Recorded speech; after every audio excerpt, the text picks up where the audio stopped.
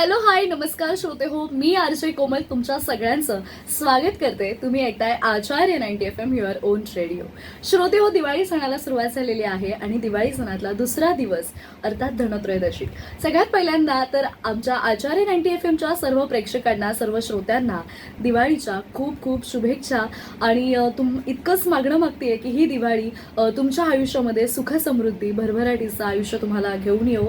आणि जे सगळेजण असं एकंदरीत जे छान वातावरण तयार झालेलं असतं, आपण सर्व एकत्र कुटुंबामध्ये येऊन एकत्रितपणे ही दिवाळी साजरी करत असतो. आणि अतिशय म्हणजे कितीही आयुष्यात दुःख असू देत, कितीही वाईट कठीण परिस्थितींचा आपल्याला सामना करायला लागू देत, पण दिवाळी हा सण असा आहे की आपल्याला ते सगळं काही विसरायला लावते. आणि याच दिवाळी सणाच्या निमित्ताने आपण एक खूप सुंदर असा कार्यक्रम, दीपोत्सव, दिवाळी विशेष कार्यक्रम आपल्या आचार्य 90 FM वरती घेऊन आलेलो आहोत. वसुबारस नंतर येणारा दिवाळीतला दुसरा दिवस असतो तो म्हणजे धनत्रयोदशी. आणि याच धनत्रयोदशी कशा पद्धतीने साजरी करावी, कारण बऱ्याचदा असं होतं की जे काही महत्त्वाचे दिवस आहेत म्हणजे लक्ष्मीपूजन, भाऊबीज किंवा पाडवा, या 3 दिवसांविषयी जास्त बोललं जातं. पण वसुबारस असेल किंवा धनत्रयोदशी असेल याविषयी बऱ्याच जणांना तितकी कल्पना नसते. तर आता एकंदरीत धनत्रयोदशी ही कशा पद्धतीने साजरी करायला हवी किंवा ती कशा पद्धतीने साजरी केली जाते याविषयी विनीता मॅडम आज आपल्याला सांगणार आहेत. विनीता गर्गे मॅडम. तर विनीता मॅडम याही अगोदर 2 कार्यक्रमांमधून आपल्याला भेटलेल्या आहेत, त्यांना आपण ऐकलेलं आहे. ओंकार स्वरूपा आणि शक्ती रूपेण नवदुर्गा या 2 जो कार्यक्रम आपण केले होते नवरात्र आणि गणेश उत्सवामध्ये, त्या दोन्ही कार्यक्रमांमधून खूप सुंदर अशी माहिती त्यांनी आज आपल्या श्रोत्यांना आणि प्रेक्षकांना दिली होती. आणि आज पुन्हा एकदा खास आपल्या प्रेक्षकांसाठी, आपल्या श्रोत्यांसाठी त्या धनत्रयोदशी विषयी आपल्याला सांगणार आहेत. तर मॅम, मी तुम्हाला विनंती करते की धनत्रयोदशी या दिवसाचं महत्त्व तुम्ही आमच्या सर्व श्रोत्यांना सांगावं. धन्यवाद. नमस्कार. आज 10 नोव्हेंबर, धनत्रयोदशी. सर्वांना दिवाळीच्या खूप खूप शुभेच्छा. दिवाळी सण मोठा, नाही आनंदाला तोटा. धनत्रयोदशी धन आणि समृद्धीसाठी भगवान गणेश, भगवान कुबेर आणि देवी लक्ष्मीची पूजा केली जाते. आयुर्वेदाचे हिंदू देव भगवान धन्वंतरी यांचीही धनत्रयोदशीला पूजा केली जाते. तसेच दक्षिण दिशेला दिवा लावून यमराजांची सुद्धा पूजा केली जाते बरं का. आज भगवान धन्वंतरीची पूजा केल्यास चांगले आरोग्य आणि समृद्धी लाभते. हिंदू धर्मात दिवाळी सणाला फार महत्त्व आहे. जगभरात हा सण मोठ्या उत्साहात साजरा केला जातो. यंदाची दिवाळी 12 नोव्हेंबरला सुरू होत आहे. दिवाळी सणाला धनत्रयोदशीपासून सुरुवात होते. दिवाळीतील प्रत्येक दिवशी निगडीत अशा अनेक परंपरा आहेत. दिवाळीच्या 1 दिवस आधी धनत्रयोदशी साजरी केली जाते. धनत्रयोदशीचा सण दरवर्षी कार्तिक महिन्यातील कृष्ण पक्षातील त्रयोदशीला असतो. संपत्ती आणि समृद्धीचे प्रतीक असणारा हा सण धनतेरस म्हणून ओळखला जातो. या दिवशी सोने, चांदी, भांडी इत्यादी खरेदीला खूप महत्त्व आहे. यामुळे संपत्तीचा देव कुबेर प्रसन्न होतो आणि आपल्यावरती धनाचा वर्षाव होतो बरं का. बळीराजा शेतात पिकलेल्या धान्याची पूजा करतो. त्यासाठी धने, गुळ खोबरे, पुरणपोळीचा नैवेद्य दाखवला जातो. तसेच झेंडूची फुले देवीला वाहिली जातात. अंगणात पणत्या लावल्या जातात. घरात रोषणाई केली जाते. बाहेर अंगणामध्ये रांगोळ्या काढल्या जातात. गाव आणि शहर सर्वांच्याकडे पणत्या लावून सर्व परिसर सजवला जातो. सर्व आसमान पणत्या आणि रोषणाईने उजळून निघतो आणि न्हावून निघतो. या धनत्रयोदशी संबंधित 2 अतिशय मनोव्यथक कथा आहेत. हेमा नावाचा एक राजा होता. त्याच्या पुत्राला अकाली मृत्यूचा श्राप मिळालेला होता. या श्रापानुसार राजाला मुलगा वयाच्या 16व्या वर्षी मृत्युमुखी पडणार असे सांगितले जाते. राजा व राणी आपल्या मुलाला मिळालेल्या श्रापाने खूप दुःखी होतात. मात्र आपल्या पुत्राने जीवनाची सर्व सुखे घ्यावीत म्हणून ते लग्न लावून देतात. लग्नानंतरचा 4था दिवस हा तो मृत्युमुखी पडण्याचा दिवस असतो. या रात्री त्याची पत्नी त्याला झोपू देत नाही, त्याला सतत जागी राहण्याचा प्रयत्न करत असते. त्याच्या अवतीभोवती सोन्या चांदीच्या मोहरा ठेवलेल्या असतात. महालाचे मुख्य द्वार असेच सोन्या चांदीचे मंडले जाते. तर विनीता मॅडम, तुम्ही आता जी पौराणिक कथा सांगितली की धनोत्रयोदशी ही कशा पद्धतीने आणि म्हणजे का साजरी केली जाते, काय कारण आहे त्याच्यामागे, ते तुम्ही अगदी आम्हाला, आमच्या श्रोत्यांना सांगितलं. पण दिवाळी म्हटलं की प्रत्येकाच्या काही ना काही आठवणी अगदी. असतात आणि तशाच माझ्या सुद्धा आहेत. म्हणजे मला अजूनही आठवतंय की मी लहान असताना मी जेव्हा गावी आमच्या इथे दिवाळी साजरी करायला जायचे, तेव्हा माझी आजी, म्हणजे मला फार भीती वाटायची की फुलभाज्या हातात कसा घेऊ बरोबर. किंवा चटका बसेल वगैरे अशी सगळी. पण त्यावेळेला माझी आजी, जे गावी असं काठी मिळते काहीतरी किंवा त्याला चिपाड असा त्याला शब्द लावून. मराठीमध्ये वापरला जातो, तर तो शब्द ती काठी हातामध्ये द्यायची आणि त्याला ती फुलभाज्या वगैरे लावून, म्हणजे चांगलं इतभर असं अंतर हो. असायचं फुलभाज्यामध्ये आणि माझ्या हातामध्ये, तर मग मात्र मी तो फुलभाज्या वगैरे व्यवस्थित हे करायचे. पण असं असायचं ना की नाही, मला ते छान एन्जॉय बरोबर करायचंच आहे. आहे आणि उडवायचीच आहे मला मला. उडवायचाच आहे तो फुलभाज्या. तर ही अशी आठवण आहे जी मी अजूनही गावाला गेल्यानंतर विसरत नाही, किंवा माझी आजी मला अजूनही सांगते की तुला माहितीये का, तू अशा पद्धतीने हो. फुलभाज्या बालपणीच्या उडवायचीस. आठवणी. आठवणी, येस. तर तशी तुमची सुद्धा दिवाळीची आठवण असेल, कारण माहेरी आणि सासरी हो, आपण आता नक्कीच, गेली अनेक नक्कीच, वर्ष तुम्ही अगदी. दिवाळी साजरी करताय, तर काय कटू गोड आठवणी. आहे ना, माझी एक छान आठवण आहे बालपणीची. आम्ही दोघं, म्हणजे एक मोठा भाऊ आणि मी, दोघं आम्ही बहीण भाऊ. आणि माझे वडील ना अगदी आम्हाला खूप फटाके आणून द्यायचे हा. लहानपणी. कारण माझ्या दादाला पण फटाके उडवायला फार हा. आवडायचे आणि मलाही आवडायचे. पण मी थोडी भित्री ना, आणि बालपणी आपण थोडस घाबरतोच ना घाबरतो, फटाके हा. मोठे उडवायला.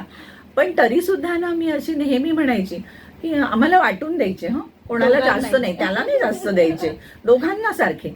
मग आमचे बाबा काय करायचे की दिवाळी आली ना की वाटणी करायची, हे तुला, हे त्याला, हे तुला, हे. आणि मग आमची वाटणी झाली की तो उडवायला मोकळा ना फटाके, आणि तो उडवायला लागला की त्याचे फटाके हळूहळू हळू संपायचे आणि माझ्या फक्त फुलभाज्या.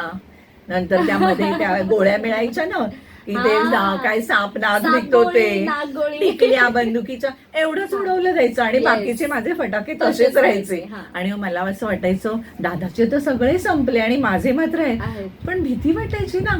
मग तो काय करायचा, शेवटची भाऊबीज झाली ना की हळूहळू माझे फटाके घ्यायचा बरं का, आणि सगळे माझे फटाके तो उडवून टाकायचा. मी व्हायची हिरमुसली. पण मला असं वाटायचं आता मी तरी काय करणार, मी उडवणार आहे का. पण आता जर ते आठवलं ना तर मला इतकं हसू हसायला येतं की मी तेव्हा फटाक्यांसाठी कशी दादाची कशी भांडायची आणि नाही. मजा यायची. ह्या हा. आठवणी ना बालपणच्या म्हणजे कायम आपल्या स्मरणात राहतात. स्मरणात नाही, खरंच. म्हणजे आणि ह्या अशा गोष्टी आहेत ना, म्हणजे कितीही मोठे झालो तरी हो, विसरू या शकत आठवणी नाही जेव्हा आपण. निघतात ना, तेव्हा म्हणजे असं वाटतं की हा, त्या ऑरामध्ये अगदी. गेल्यासारखं. आणि बहीण एक- भावंडांच्या तर अगदी कायम आपल्या स्मरणात असतात म्हणजे बालपणीच्या. आमच्या घरी तर म्हणजे असं आहे की टचवूड, मी जॉईंट फॅमिलीमध्ये राहते अच्छा. आणि अजूनही आमच्याकडे असं आहे की 3 बहिणी आणि 3 भाऊ असं आमचं एकत्रित कुटुंब आहे. त्यामध्ये 3 बहिणी आहेत आणि 3 भाऊ आहेत. त्यामुळे म्हणजे गिफ्ट घेताना आम्हाला असं असायचं ना, प्रत्येक एक भाऊ तिघींना गिफ्ट देणार, बरोबर. अजिबात नाही. एक भाऊ, हा मोठा भाऊ हिला गिफ्ट देणार, तो तिला गिफ्ट देणार, तो तिला गिफ्ट देणार. सो ते लहान असल्यामुळे एक त्या सगळ्या अशा गोड आठवणी आहेत त्या, की म्हणजे एकत्र अगदी 12 माणसं घरामध्ये आणि सुट्टीच्या मध्ये आणि सणामध्ये सगळे एकत्र येणार. त्यामुळे ती जी मजा आणि तो माहोल असतो. आणि मला असं वाटतं आपल्या भारतीय संस्कृतीमध्येच हे चित्र पाहायला मिळतं. अरे माझ्याकडे भाऊबीजेची तर एक छान आठवण आहे, Yes. सांगू का मी? Yes yes yes. काय झालं, मी ना 12वी झाले होते आणि त्या जुन्या काळामध्ये कसं म्हणजे 12वीला घड्याळ मिळायचंच प्रत्येकाला असं असं नाही. नाहीये. हा. नंतर मिळायचं, म्हणजे आई वडील जेव्हा त्यांना जमेल तेव्हा घेऊन घेऊन द्यायचे, द्यायचे. नाही कधीच म्हणायचे नाही, नाही. हा. कारण आपल्या मुलांना जे हवं ते आई वडील देण्याचा खूप कसोशीर प्रयत्न करतात. आणि त्याच वेळेस माझा भाऊ सर्व्हिसला लागला होता आणि भाऊबीज झाल्यावरती त्यांनी मनात ठरवलं होतं की बहिणीला आपण घड्याळ घ्यायचो. आणि भाऊबीज आली. भाऊबीजेच्या दिवशी संध्याकाळी मी माझ्या दादाला ओवाळायला लागले. हा. ओवाळायला लागले तर भला मोठा बॉक्स आणला त्यांनी आणि त्याच्या मित्रांनी. अरे बापरे, मी म्हटलं आणलंय आणि काय आणलंय एवढ्या बॉक्स मध्ये. हा. मी ते एकदम हे झालंय बाकी म्हटलं काय असेल ही काय नाही बापरे. मग सगळे जण ओवाळल्यावरती ना असे माझ्या घरातले सगळे फॅमिली म्हणजे आमची हा. आणि त्यानंतर त्याचे मित्र सगळे अवतीभोवती आमची रूम नुसती भरून गेली की अरे हा. आता मजा आहे काय? हे काय ह्याच्यामध्ये निघतंय. हा. आणि मग अक्षरशः तो बॉक्स फोडला, एक एक एक एक कव्हर काढतोय, काही नाही. एक म्हणतोय ह्याच्यामध्ये साडी असेल, दुसरा म्हणतोय ह्याच्यामध्ये ड्रेस, तिसरा म्हणतोय ज्वेलरी असेल, चौथा म्हणतोय काहीच नसेल. हा. मी म्हंटल असं तर शक्य नाहीये. हा. आणि तुला सांगू का शेवटी ना अगदी एवढासा एक बॉक्स होता.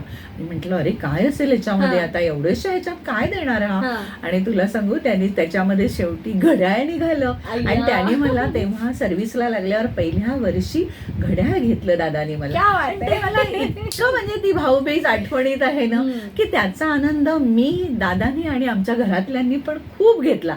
कारण क्या बात खरोखरी आहे. बहिणीसाठी हे पहिल्या पगारात त्यांनी घेणं हे म्हणजे खूप कौतुकास्पद आणि आनंदाचा क्षण होता माझ्यासाठी. येस. आणि मला सांगायला अतिशय आनंद होतोय. हा क्षण मी यावर्षी अनुभवणार आहे कारण अरे माझा वा. भाऊ नुकताच कामाला वा, वा, वा. लागलाय. छान छान छान. येस. म्हणजे मस्त. अगदी जवळची मी अगदी. संबंधित करू शकते. त्याचा मला नुकताच फोन आला काय मग काय घ्यायचं यावर्षी भाऊबीजेला. आणि मी खूप म्हणजे स्वतःवरती प्राऊड ना की यावर्षी माझा भाऊ बरोबर. जॉबला लागलाय. येस. आणि मला आता छान फायनली छान छान. त्याच्याकडून काहीतरी गिफ्ट मिळणार आहे. सो आठवण कुठेतरी संबंधित Yes. होतीये मला.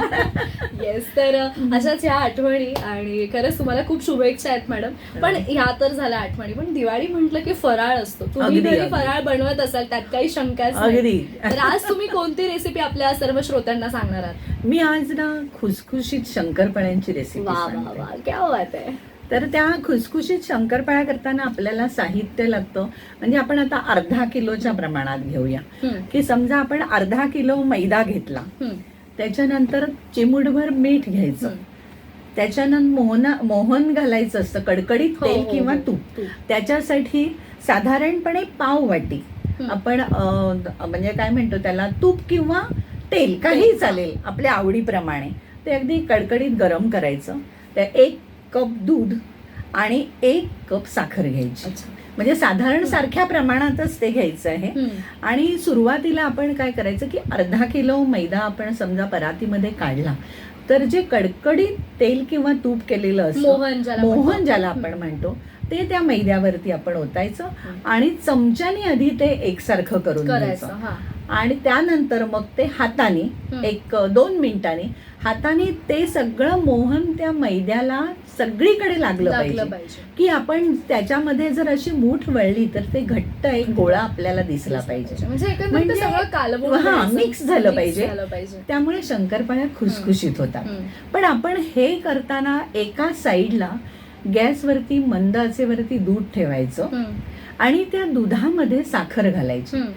पण ते उकळवायचं नाही बरं का. जर ते उकळवलं तर ते फुटू बरोबर शकतं. बरोबर. तर मग दूध आणि तूप एकत्र करून ते थोडंसं थंड झालं, कोमट म्हणजे, हा, हा, की मग त्यानंतर त्या मैद्यावरती ते घालून हा. ते एकसारखा तो घट्ट मळून हम्म. भिजवायचा आणि साधारण एक अर्धा तास किंवा पाऊण तास तो झाकून ठेवायचा. अच्छा. आणि मग परत तो मळून आपण शंकरपाळ्या लाटून हा. त्या तेल गरम करायचं. पण हम्म. तळताना आपल्या मंद गॅस आचेवर. सिमवरती मंद आचेवरती तळायच्या. अतिशय खुसखुशीत छान शंकरपाळ्या होतात.